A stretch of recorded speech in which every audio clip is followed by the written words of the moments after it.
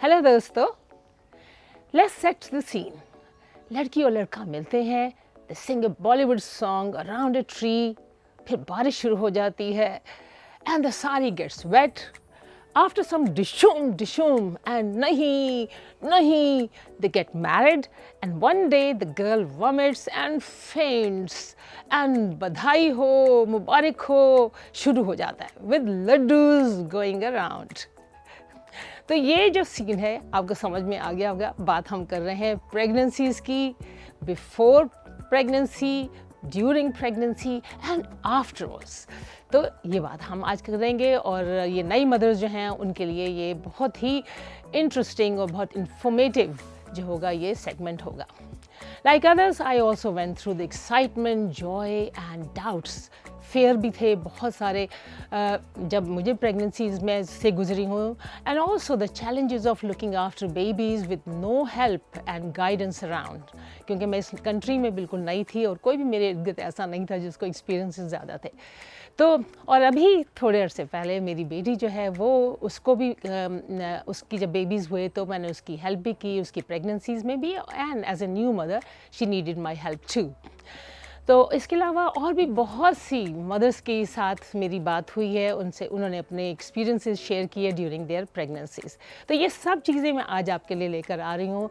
और अगर आप अभी if you are mothers to be then I think hopefully ये आपके लिए जो है काफ़ी इंफॉर्मेटिव सेगमेंट होगा। Now you have got the exciting news that you are expecting. इस बारे में याद रखिए कि it's a time of joy, लेकिन फिर भी जो प्रेपरेशन आपको मैनुअल से पता चल रही है या किताबों से पता चल रही है वो एग्जैक्टली वो नहीं होगी जो कि आप जिससे जब आप when you will be going through that situation, क्योंकि इतने सारे जो हैं वो फिज़िकल चेंजेस हो रहे होंगे, हार्मोनल चेंजेस हो रहे होंगे, इमोशनल, ये सब हो रहा होगा। तो कोई ज़रूरी नहीं है कि जो दूसरा जो फील कर रहा है वो आप भी फील कर रहे होंगे। तो एक जो चीज़ है वो मैं ये आपसे कहूँगी कि हर प्रेगनेंसी वो यूनिक है। बेसिक तो सबके एक ही जैसे हैं, लेकिन उसके अलावा जो है बहुत सी चीज़ें जो हैं वो बहुत डिफरेंट होती हैं हर लड़की के साथ, यानी हर मदर टू बी के साथ।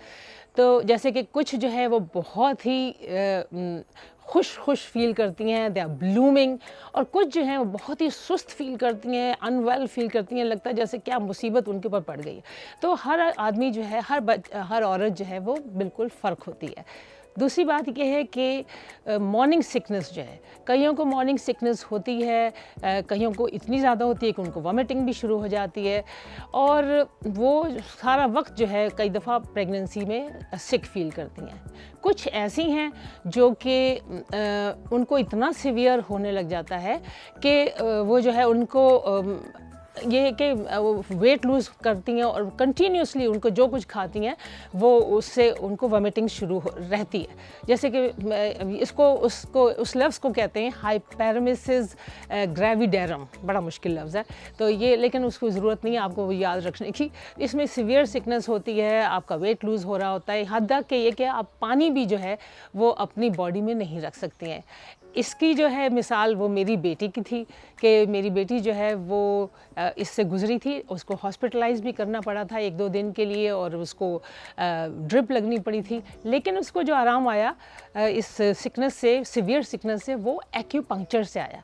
अब मैं ये नहीं कहूँगी कि हर एक को जो है एक्यूपंक्चर से फ़ायदा होगा, लेकिन उससे कोई नुकसान भी नहीं है, ना बेबी को ना आपको। तो इसके ऑपोजिट्स जो मैं आपसे बात करूंगी, मतलब इसके मेरी जो डॉटर्स इन लॉ भी, वो भी, उनके भी बच्चे हुए। तो उनमें से एक जो थी उसको तो एग्जैक्टली 10 बजे जो है वो सिकनेस होती थी and afterwards she was fine. तो और जो दूसरी थी उसको पहली दफ़ा में तो हुआ, लेकिन दूसरी तीसरी प्रेगनेंसीज़ में शी वाज फाइन। तो देखें कितना फ़र्क हर एक का होता है। अब फूड क्रेविंग्स भी हैं। फूड क्रेविंग्स जो हैं वो अक्सर औरतों को जो है जब वो प्रेगनेंसी शुरू होती है तो अजीब अजीब तरह के टेस्ट उनका दिल चाहता है कि करें। वो कोई ऐसे खाने जो उन्होंने कभी पसंद ही नहीं किए होते हैं वो जो है उनको वो अच्छे लगने लग जाते हैं। तो ये एक जो चीज़ है ये भी अगर आपको होता है तो इससे कोई आप घबराएं मत। आप ये मत समझें कि भाई ये कोई ऐसी क्या चीज़ हो गई है।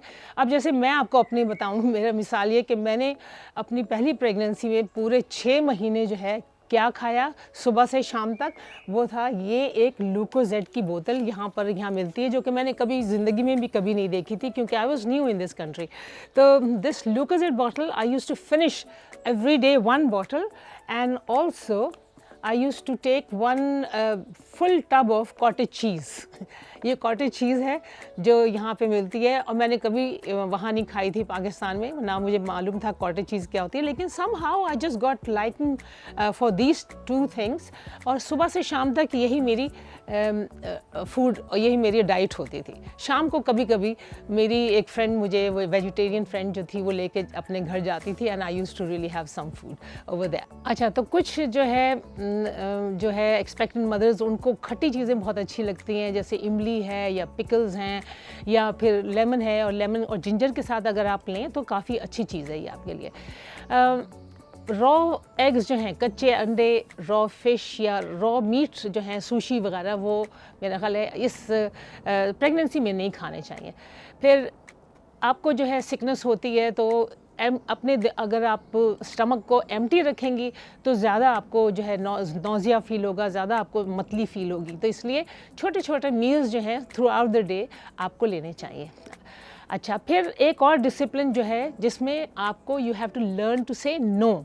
अगर आप ठीक नहीं फील कर रही हैं, अगर आपको सिकनेस हो रही है या सुस्ती आ रही है, तो आप कह दें, अपनी फैमिली से कह दें कि भाई आप नहीं कर सकती हैं, या आपको नींद आ रही है तो आपको इस वक्त जो है ये अपनी नीड्स को आपको प्रायोरिटाइज़ करना पड़ेगा, तो उनको जो है अहमियत देनी पड़ेगी। ठीक है। अब एक और चीज़ जो है वो आपको डॉक्टर भी बताएंगे कि भी फॉलिक एसिड जो है वो ज़रूर आपको लेना शुरू कर देना चाहिए जब आप फैमिली शुरू करना चाह रही हैं, तो उससे पहले ही अगर लेना शुरू कर दें तो that's really good for you है। और उसके लिए जो भी फूड्स भी हैं, जैसे लेंटिल्स हैं, एस्पैरागस है, ऑरेंजेस हैं, they are really good for you. और जेंटल एक्सरसाइजेज जो हैं वो आपको शुरू कर देनी चाहिए। रिलैक्सिंग, बहुत ज़्यादा सख्त एक्सरसाइजेज आपको नहीं करने चाहिए, और क्योंकि जब आपकी डिलीवरी होती है तो उसमें आपके एक्सरसाइज, स्ट्रेचिंग एक्सरसाइज अगर आपने की हैं तो वो डिलीवरी में भी आसानी पैदा कर देती हैं।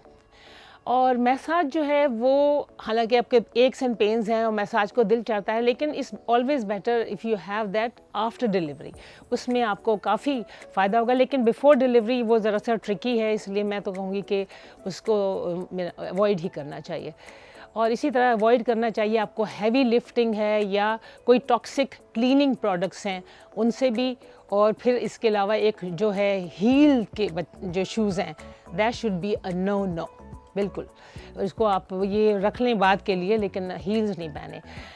अच्छा, जो बैक है आपकी, जब आप लेटर आपकी स्टेजेस आ जाती हैं, एडवांस जब आपकी प्रेगनेंसी होती है उसमें आप बैक के ऊपर लेटना बंद कर दें, साइड पे लेटें, या एक होता है पोजीशन होती है ज़ीरो ग्रेविटी पोजीशन। उसमें ये होता है कि आपका जो सर है और आपकी टांगें हैं वो आपकी बॉडी से ज़्यादा हाई रहती हैं, हाई लेवल पे रहती हैं। ये तस्वीर आप पिक्चर ये देखेंगे, इसमें आप इस तरीके से लेटने से भी आपको बहुत सुकून मिलेगा।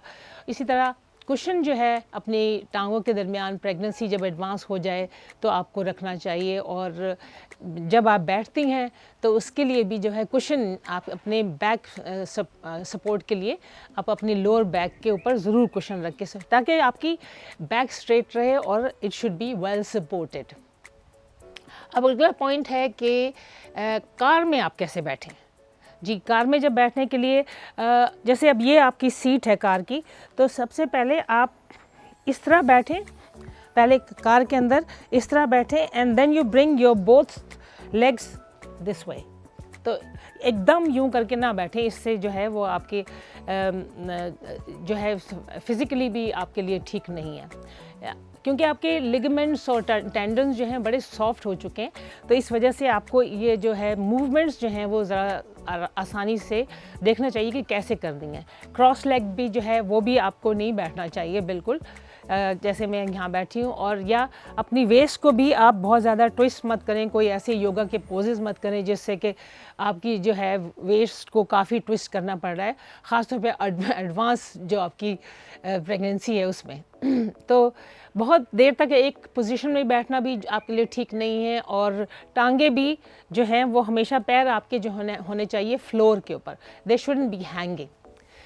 अब आखिर में मैं सिर्फ जो फैमिली मेम्बर्स हैं उनसे मैं बात करना चाहूँगी, मैं जो कि उस एक्सपेक्टेंट मदर को लुक आफ्टर करें, कि उसको, बच्ची को, लड़की को कंफ्यूज ऐसे मत करें उन स्टेटमेंट से, जैसे कि ट्रेडिशनली होता था कि कहा जाता है कि भाई इस दफ़ा तो बेबी जो है बॉय होना चाहिए, या ये कि ईट दैट फूड, ऐसी स्पेशल फूड हैं जो आप खाएंगे तो बच्चा गोरा हो जाएगा, और या ये कि खूबसूरत होगा, अगर आप पिक्चर जो है सामने रखेंगे तो बच्चा जो खूबसूरत होगा।